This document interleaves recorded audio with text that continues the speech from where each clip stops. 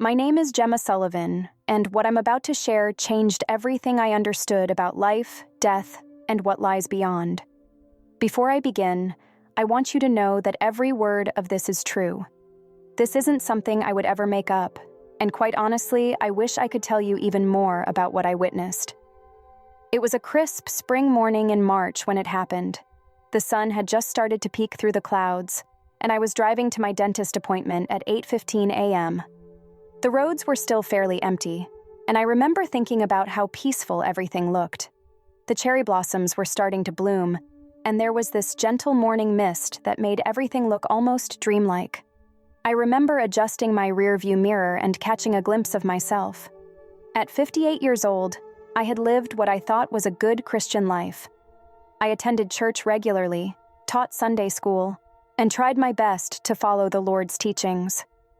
But nothing could have prepared me for what I was about to experience. The last thing I remember before everything changed was a flash of red in my peripheral vision. A truck had run a red light and was heading straight for my driver's side door. I didn't even have time to scream. There was just the sound of screeching tires, the crunch of metal, and then nothing. But that nothing didn't last. Suddenly, I was aware. Not in the way we're aware when we're alive. This was different. It was as if every cell in my being was awake for the first time. I found myself floating above my car, watching as paramedics rushed to the crumpled vehicle below. I could see my body, slumped over the steering wheel, but I felt no fear. Instead, there was this overwhelming sense of peace. That's when I noticed them. Two beings of pure light standing beside me. They weren't exactly what you might expect angels to look like. They weren't the chubby cherubs or winged humans we see in paintings. They were magnificent beyond description, but I'll try my best to explain. Imagine light that's alive, that thinks and feels and moves with purpose. Their presence was both terrifying and comforting at the same time.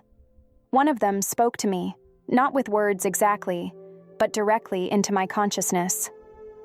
"Gemma," it said, "there is much you need to see."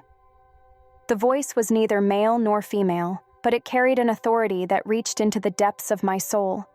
In what felt like an instant, we were no longer above my car. We were somewhere else. The only way I can describe it is to say it was like being inside a living rainbow, but even that doesn't do it justice. Colors I had never seen before, colors that don't exist on Earth, swirled around us. But this was just the beginning. The angel, for that's what I knew it was, showed me what I can only describe as a vast celestial war room. Imagine the most advanced military command center you've ever seen, but made of pure light and staffed by beings of incredible power and purpose. There were countless angels there, all moving with precise coordination.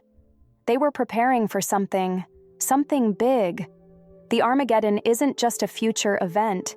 It's an active operation being meticulously planned in the spiritual realm. I watched as angels studied what looked like living maps made of light, showing every soul on Earth. They were tracking something that looked like spreading darkness, but also points of brilliant light pushing back against it. One of the angels turned to me and explained, "What you're seeing is the preparation for the final battle. But understand, Gemma, this isn't just about physical warfare. This is about the battle for every human soul." The angel showed me how they were organizing what looked like armies of light, but these armies weren't carrying traditional weapons. Their weapons were truth, love, and unwavering faith. I saw angels being assigned to specific regions of Earth, each with particular missions. Some were tasked with protecting believers, others with helping to spread the gospel in increasingly hostile territories. But what struck me most was how they worked together in perfect harmony, each knowing their exact role in the grand design. Then I was shown something that made my soul tremble. It was a timeline, but not like any timeline we could create on Earth. It was alive, pulsing with divine energy. I saw how events we consider separate were actually deeply interconnected. Everything happening on Earth, every choice, every prayer, every act of kindness or cruelty, was being woven into this master plan. The angels showed me how they were preparing to counter what they called the Great Deception. I saw how forces of darkness were planning to twist truth in ways that would seem incredibly convincing to many people. But the angels were preparing too, positioning themselves to help those who truly sought the truth to see through the lies. What amazed me was how personal this all was. This wasn't just some distant cosmic battle plan. The angels knew every single person by name. They knew their struggles, their doubts, their moments of faith and weakness. I watched as they discussed strategies to reach specific individuals at exactly the right moments in their lives. They showed me how they were preparing to support believers during times of great trial. I saw angels being trained, if that's the right word, to provide strength and comfort to Christians who would face persecution. They were learning how to whisper truth into hearts when everything around seemed to be screaming lies. But perhaps the most incredible thing I witnessed was what I can only call the preparation rooms. These were vast spaces where angels were organizing what looked like gifts or tools of some kind. They explained that these were special graces and spiritual gifts that would be needed in the times ahead. Some were for protection, others for discernment, and still others for sharing the gospel in powerful new ways. I noticed some angels were working with what looked like pure light, shaping it into something I couldn't quite understand. When I asked about this, my guide explained, "These are special measures being prepared for the protection of believers during the darkest times. Just as God provided manna in the wilderness and protection during the plagues of Egypt, He has provisions planned for what's coming." The angels showed me how they were also preparing to counter specific strategies of the enemy. They had perfect knowledge of every plan the forces of darkness had conceived, and they were preparing precise counteractions for each one. But what struck me was that their preparations weren't just about fighting darkness. They were about spreading light. I saw angels practicing what I can only describe as spiritual rescue operations. They were preparing to help people find their way to truth, even in the midst of overwhelming deception.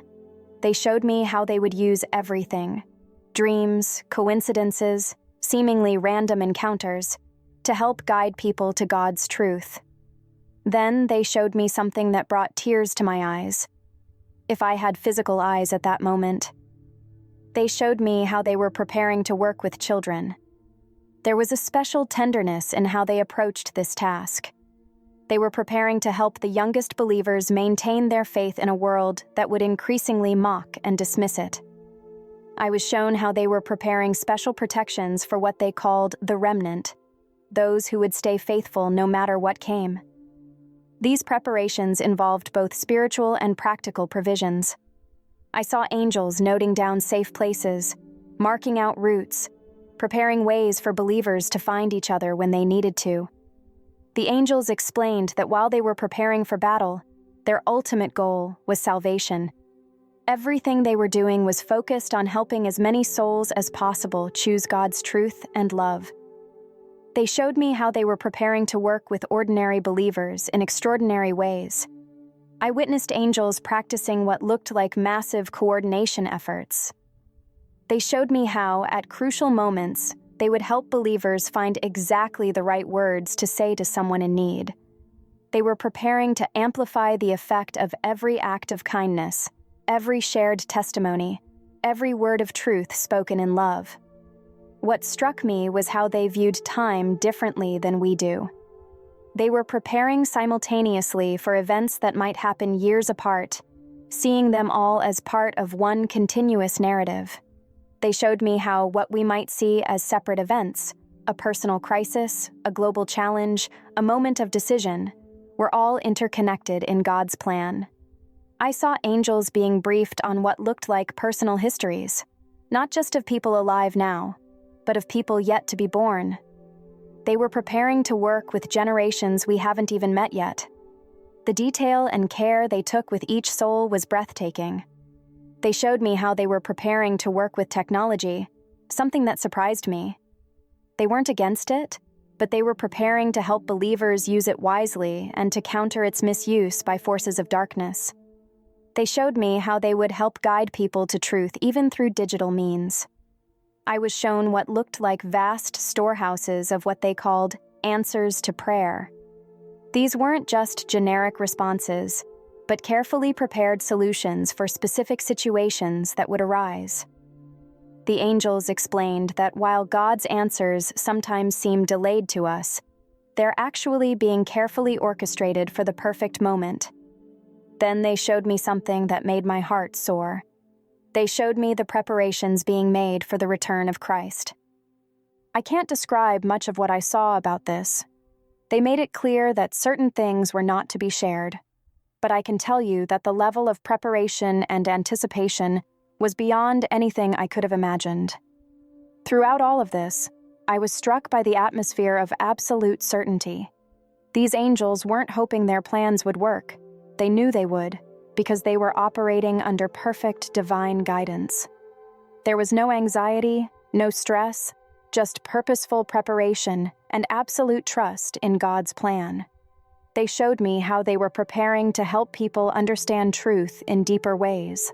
I saw angels practicing how to remove spiritual blindness, how to help people see past their preconceptions and recognize God's truth. It was like they were preparing to perform the most delicate spiritual surgery. I witnessed them preparing what looked like special provisions for times of great hardship. They showed me how they would help believers find strength they didn't know they had, wisdom they didn't realize they possessed, and faith deeper than they thought possible. What amazed me was how they maintained perfect balance between respecting human free will and fulfilling their divine mission. They showed me how they would present truth and opportunities, but always in ways that allowed people to make their own choices. The angels were also preparing what they called reunions. They showed me how they would help bring together believers who needed each other, connecting people with exactly the right gifts and callings to help each other grow and serve God's purposes. They showed me preparations being made for what they called the Great Awakening. This wasn't just about individual conversions, but about entire communities coming to recognize God's truth. They were preparing to work with believers to create networks of support and encouragement. I saw angels practicing how to strengthen believers during times of doubt. They showed me how they would bring just the right scripture to mind, or arrange for just the right encouragement at exactly the right moment. Their attention to detail was incredible. They showed me how they were preparing to work with people from every culture and background. I saw angels studying human languages, customs, and ways of thinking, all to better help people understand God's truth in ways that would resonate with their hearts. What struck me was how they viewed every human life as precious and worth fighting for. They showed me how they were preparing specific strategies for reaching people who seemed completely closed off to God's truth. Their persistence and hope were unlimited. Then they showed me something that brought deep comfort. They showed me how they were preparing to care for believers during times of loss and grief. I saw angels practicing how to bring God's comfort in the most personal and meaningful ways. They showed me preparations being made for what they called the final harvest.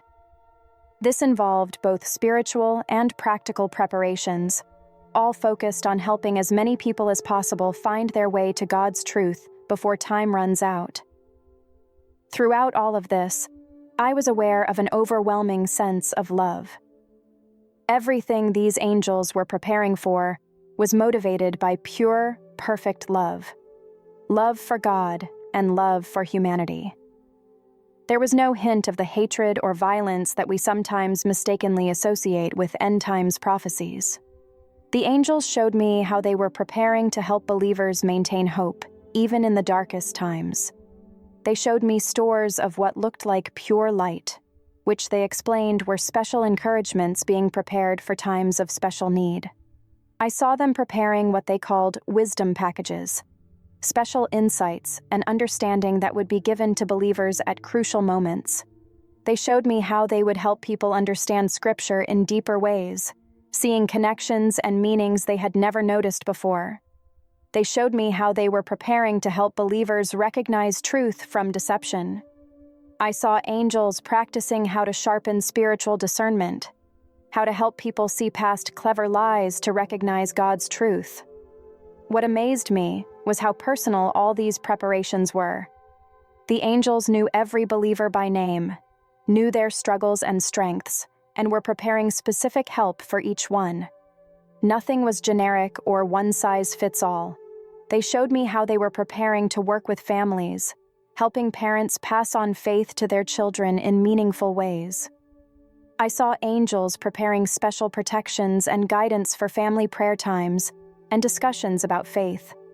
I witnessed them preparing what they called faith-strengthening experiences, carefully orchestrated moments that would help believers grow stronger in their faith. These weren't just random events, but precisely planned opportunities for spiritual growth. The angels showed me how they were preparing to help believers find courage they didn't know they had. I saw them practicing how to whisper God's promises into fearful hearts, how to remind people of God's faithfulness at exactly the right moment. They showed me preparations being made for what they called the Great Revealing, times when God's truth would become unmistakably clear to those who were seeking it. They were preparing to help people recognize and respond to these moments of clarity. Throughout all of this, I was struck by the perfect balance of justice and mercy in their preparations. Everything was designed to give people every possible opportunity to choose God's truth, while still respecting their free will to make that choice. The angels showed me how they were preparing to work with what they called unlikely evangelists, people who would share God's truth in unexpected ways and places. They were preparing to help believers recognize and use opportunities they might otherwise miss. I saw them preparing what looked like special provisions for times of isolation. They showed me how they would help believers maintain their faith even when cut off from fellowship with other Christians. These preparations were incredibly detailed and personal. They showed me how they were preparing to help believers maintain joy even in difficult circumstances. I saw angels practicing how to remind people of God's goodness and faithfulness in ways that would resonate deeply with their hearts. What struck me was how they viewed every moment as an opportunity. They showed me how they were preparing to help believers recognize and use even small moments to share God's love and truth with others. Then, suddenly, one of the angels turned to me and said, "It's time for you to return. Remember what you've seen, but know that you won't be able to share everything. Some things must remain sealed until the right time." In what felt like an instant, I was back in my body. I later learned that I had been clinically dead for 16 minutes. The doctors called my recovery a miracle, and it truly was. But the real miracle was what I had been allowed to witness, the incredible preparation being made in the spiritual realm for what's coming. When I opened my eyes in the hospital, the first thing I saw was my husband's worried face. The doctors were amazed by my recovery, but I knew it wasn't really about me. I had been allowed to see these things for a purpose, to share hope and encouragement with others. I know some people might find this hard to believe. That's okay. I'm not here to convince anyone. I'm simply sharing what I experienced. What I saw has given me an unshakable peace about the future. No matter what comes, I know that God's plans are being carried out with perfect precision and love. The angels wanted me to share one final message. No one is forgotten. No prayer goes unheard. Every believer is known, loved, and provided for in God's perfect plan. The preparation I witnessed wasn't just about big global events. It was about every individual soul, including yours. My experience changed how I view everything, especially prayer. Now when I pray, I have this vivid awareness of how my prayers connect with this vast, divine operation I was allowed to witness. It's given me an unshakable confidence in God's care and provision. So if you're reading this and feeling anxious about the future, Please take heart. The preparation I witnessed was more thorough, more loving, and more complete than anything we could imagine. God hasn't forgotten you. In fact, there are angels already preparing to help you through whatever lies ahead. Remember, what I've shared is just a glimpse of what I saw. There's so much more that I either can't find words for or was told not to share yet. But I hope what I've shared brings you the same peace and confidence it has brought me. God's got this. That's really the bottom line of everything I witnessed. No detail is too small, no soul is overlooked, and no moment is wasted in His perfect plan. And that's something worth holding on to, no matter what tomorrow brings.